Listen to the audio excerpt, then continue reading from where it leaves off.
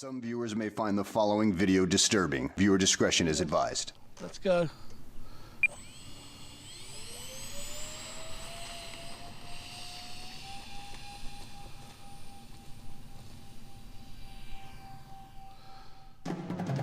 Stand by for action.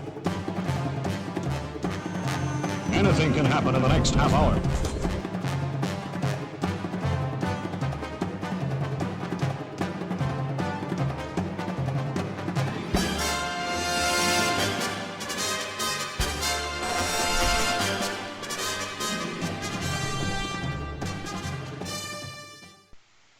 Hi everyone, welcome to my channel, hope you're all safe and well. The video you're about to watch could be quite stressful and upsetting. I have tried to bleep out most of the swearing. I might have missed the odd word or two, who knows. This is the maiden and demise of flanker tankers, mine, Xfly A10.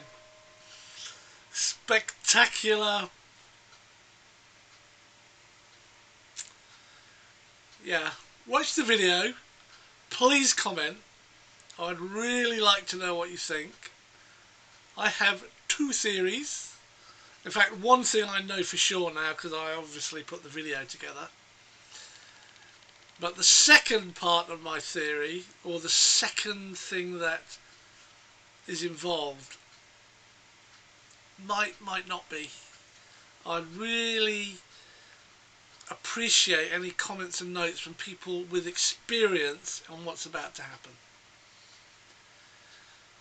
I would like to say enjoy the video, as I've said on many other videos, but as the odd one or two video, to me it's not enjoyable. Watch the video and I'll come back on the other side of it. Ooh, I can't look. The following film is intended for mature audiences and contains adult content, graphic language, graphic violence, nudity, and strong sexual content. Viewer discretion is advised. Like, we'll leave it up to you, but you gotta know about this stuff before getting into this whole thing, you know? I mean, straight up, one guy gets his face bitten off by a raccoon, and we show it. Oh man, do we show it. Real big close-up. And we spoke to a scientist to make sure it was, you know, physically correct and whatever. We said, hey, scientist guy, like, how much damage could a raccoon realistically do? And he told us, a lot. It's a whole freaking lot. But we wanted to get it right, and, you know, in retrospect, I don't even know why that was important to us. Like, who would have even checked, you know? The scientist guy? Psh, I doubt that. He's dead now. Unrelated to this movie or raccoons. I think he, like, crashed his car, but still, that's pretty shocking. Maybe this movie is cursed, you know? Like that movie Poltergeist? Who knows? Viewer discretion on that for sure. Oh, damn. Okay, wow. Now there's swearing in the disclaimer. Great job, me. So dumb. So dumb. Anyway, you know, be discreet as a viewer or whatever while you watch this, because we show all kinds of stuff. Full frontal nudity, that's in here. Every single character has a full frontal nude scene in this movie. Like, even when it doesn't make sense. Like, the delivery guy shows up in one scene and it's like, okay, well, why isn't he wearing pants or underwear? That doesn't make any... I mean, he would for sure get fired for that, but nope, his character gets a promotion. He becomes the chief delivery guy at the end, and we never even address the fact that his dick is out. It doesn't even come up. Well, I mean, his dick comes up. Oh man, yep, that thing is up. But again, it's just not mentioned. Just a fully erect nude male man, and everyone seems to think it's normal. So viewer discretion, I strongly advise it. Be discreet. Also, I can't prove it, but I'm pretty sure the director actually killed a guy in one scene. 3 of our editors quit, so that should tell you something. They just couldn't stand watching any more footage. And when they were editing, man, I mean, I'd say we went through 10 to 15 keyboards a day because they just couldn't stop throwing up. I had to finish editing the movie myself, and let me tell you, I have not slept since. Not a single wink. Nobody Nobody should have to watch this movie. In fact, you know what? Screw it. I'm getting back into the editing room right now. I'm cutting all the inappropriate stuff. It's out of here. Screw it, you know? Who's gonna benefit from seeing this? Okay. So here is the one scene from this movie that is not absolutely disgusting. Viewer discretion is advised. Right everyone, here we have the Xfly A10 with undercarriage. Now I think I might have made a mistake here because I've put, I don't know if you can see it there, I've put one of these spongy front wheels on. And I'm a bit concerned, and I think that as it's going along the grass, that will dip in so much, it's going to affect the angle of attack. So if we don't take off and you see it running around a bit, that will be the reason. If that doesn't work, I will take the wheels off. I've got toolkits here, and we'll do it again, but with a hand launch. I am nervous as heck with this one. Still, maiden flight, A10. It tips up without a battery in it. Now I've got this 5200 mAh Admiral 50C discharge 4S, and this is at 99%. Right, let's get the battery in place, and I think I just put it up where this little step is in here. And we have this going over the battery, this wiring loom. It's very neat in here. I don't have Velcro, so I have to rely on the strap holding the battery in place, and it's very tight. There we go. I think that has to go there. Let's just try that. Oh, and I've got an AR630 right in the nose, which isn't necessarily the best place to put it, but I couldn't work out where else I could. I suppose I could put it up here, cut these arms off and put it up here. I might do that if this flight is successful. Help myself out a bit. They do work on the nose. I think Ian might have his on the nose. Right, so the battery's in place. Let me test that centre of gravity. Oh, it's very nose heavy. It's very nose heavy. So I've got to push that battery back, which is a good news. So yes, the battery will go back further. So it's gone back, and that's less nose heavy, just slightly nose heavy. Yep, at my C&G marks, and I cannot remember what the C&G was for this one, but you can see the marks on the wing. What I might do is push that back even further.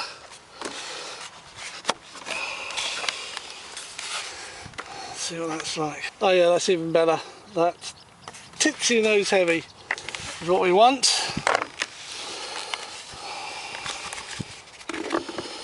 Okay, let's get it on. Well, now I've got 5 minutes on the clock. I think that's been a little bit ambitious. I'm going to set that time to 4 minutes 30, just for the maiden. I've just set the timer for 4 minutes 30. I think we're good to go. Let's get it checked out.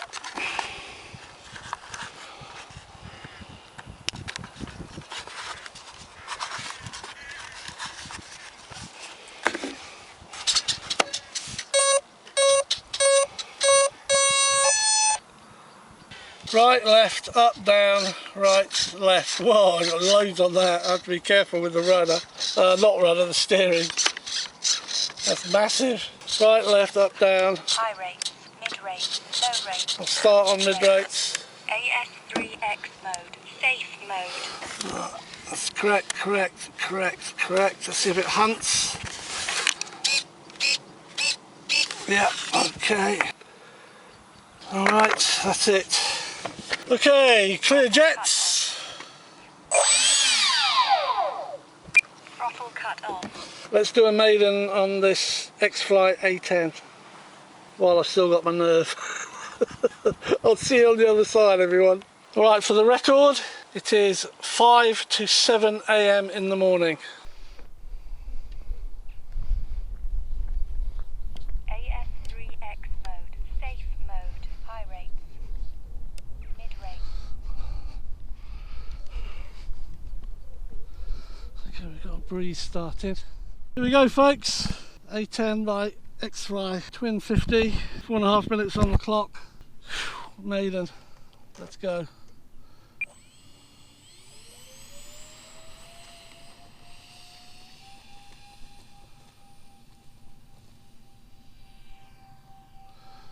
Wow, she only just got up.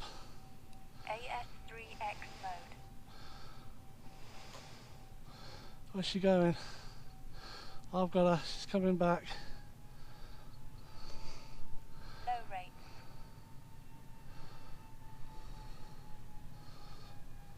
Let's bring her around.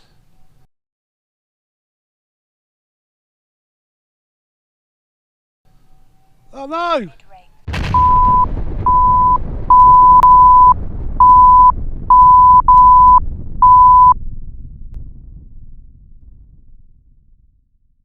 High rate. Let's go.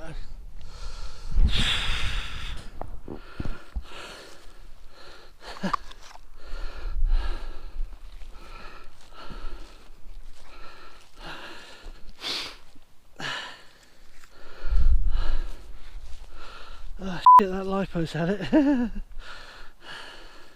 Surprised it's not burning. Better watch that lipo.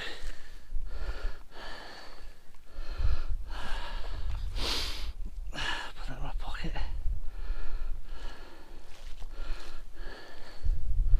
It's a bit of ply, put that in my pocket.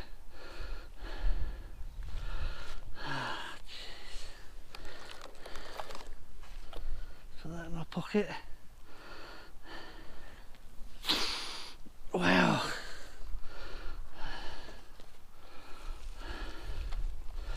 Look at that. Let's get it to the bench.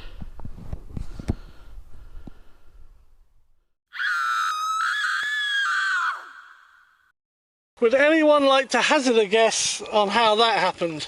Let's call it ground crew error. I don't know if you'd noticed, there's one thing I did not do. I didn't secure the battery. There's no Velcro on the tray, or what's left of the tray.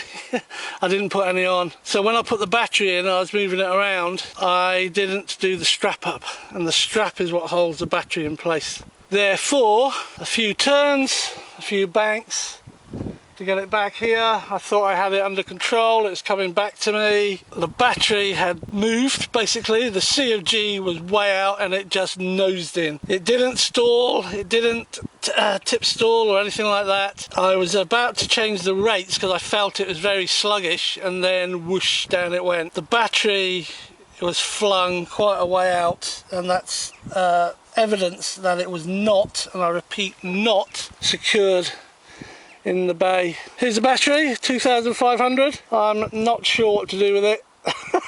No, I am sure what to do with it. It's going to be completely discharged in a tank of salt water. I'll clip the ends off, dunk it in a tank of salt water, a bucket, and leave it there for 3 days, and then it will be rendered safe. What I'm not sure, and what I mean by what to do with it, is how to get it home. At the moment, I've walked quite a distance with it. It seems pretty stable. There obviously are not any punctures, which are a big salute and hands up to Motion RC for their Admiral batteries. But that's what happened, folks. If you have any other thoughts or any other conclusions, let me know. It was a huge impact, straight down. You can see that by the way the nose is crinkled. Let's take you for a walk around it. A couple of things, the canopy was split open. You can see here it's actually split open, there you go. And of course it has snapped. That goes on there. That's repairable. That's repairable. Here's the nose. Oh, I've lost the gun.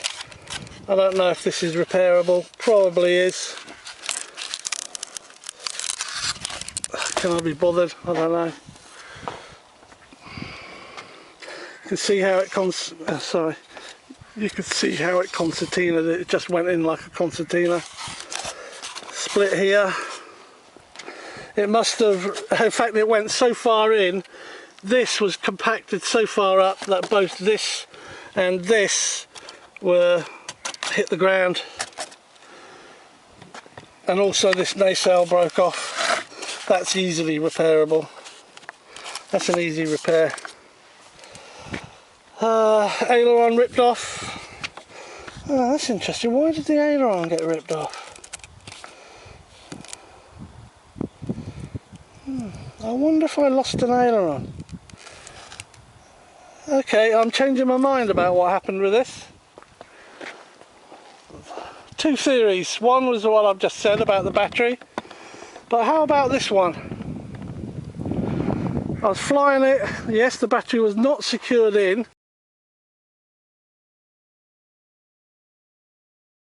The battery wasn't secure, so when I hit the ground the battery got flung so far away. That is true, it was not secured, but it could be the impact smashed everything up, and when it sprang back up this just shot out because it wasn't secured rather than stay with the plane. See, it's got a kink here as well, snaked. But why would that sort of crash cause this? Yeah, there's nothing wrong here, here or here. And I think we'll have to play the video back. But my second theory, that is mine, my theory alone, is that possibly the hinge went on my aileron as I was banking round, and that's why it just stopped banking and went straight down into the ground. Hadn't considered that. So maybe it wasn't ground crew, maybe it was building. Oh, that one's pretty good, boy. I don't know. I mean, I was about to say there's no damage on this wing, but there is. There's a crumple here. So did that crumple, was that enough to completely destroy the hinge on here? I don't know. This is worse than I thought. It's snaked. This is broken here. On the underside. I probably won't spend my time repairing this. Oh well, never mind. Later that same evening. Back at base. What have we got? We've got a smashed up front.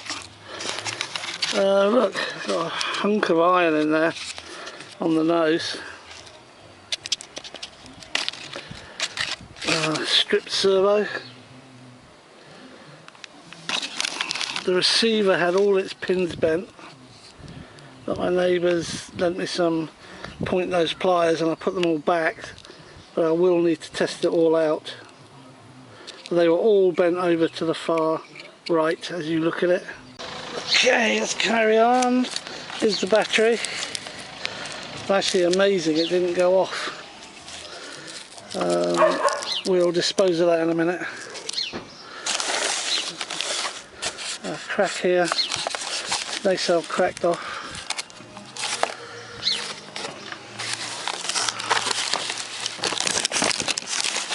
Go way up here. The wing seems okay. This is what I think caused it. I think the hinge gave way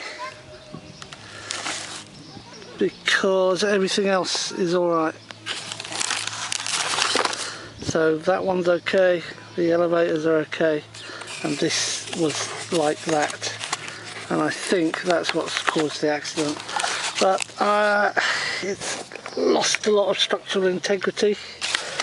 It really has. £75 for a fuselage. That doesn't include the nacelles. I don't think I'll bother. I think I'll just strip it for parts, build something new in its place. Let's go dispose of this battery. Okay, here we are. We're about to kill this LiPo. So that's the LiPo battery. We need to make it safe, so it's pretty much full charged. So cut these ends off. We'll cut this end off much higher so it can't short. So they're off. And then we basically, this is salt water now, we're just going to drop it in salt water. That's it. And we're now going to leave that in the salt water for 3 days. So I need to cover it up, and that's why I've got the grill, because I don't want birds having a drink. So put that like that, put the grill over, close it, keeps all the birds out from it. And that's how I dispose of my real dead horrible lipos. 3 days later. Well, here we are, 3 days later. Let's get that moved. Put it over there for now. Can you see? Don't know if you can see all the bottom of that bucket. So we're going to block the light out. There you are. Don't ask me what it is. It might be salt particles or something. It's all to do with the salt in the water. Let's whip the battery out and see what charge it has. It should have nothing in it.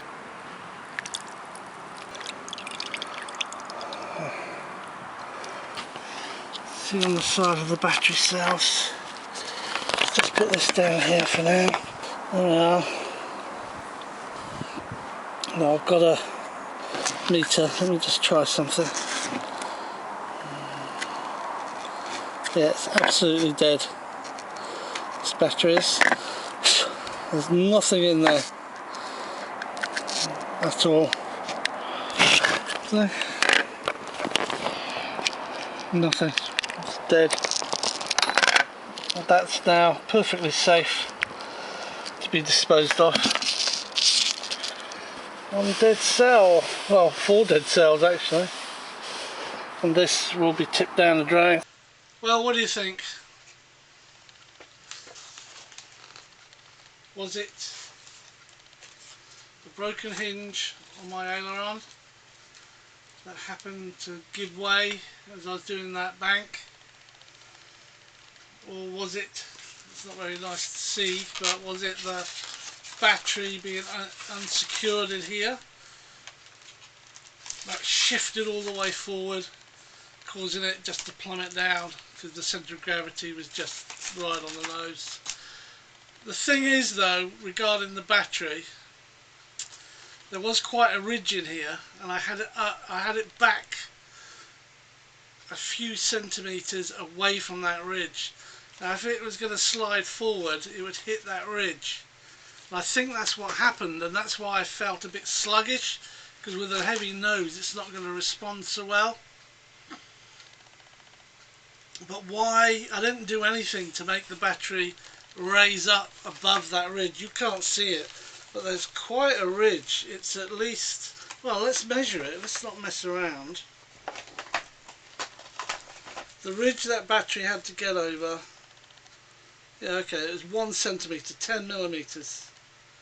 It would have to have got above that. And I didn't do anything, I don't think, to make it slip all the way forward. I don't know. But there it is, it's pretty bad shape. It's completely split all the way down here. In fact, this has just come off. There you go, no, I've just taken that off. You could do the same here. There's not much holding that on. That's the other half. The engine nacelle, well, that could be glued back together, but what's the point if I'm not going to repair it? I toyed with the idea of getting a new fuselage. Now they're about 70 English pounds plus shipping.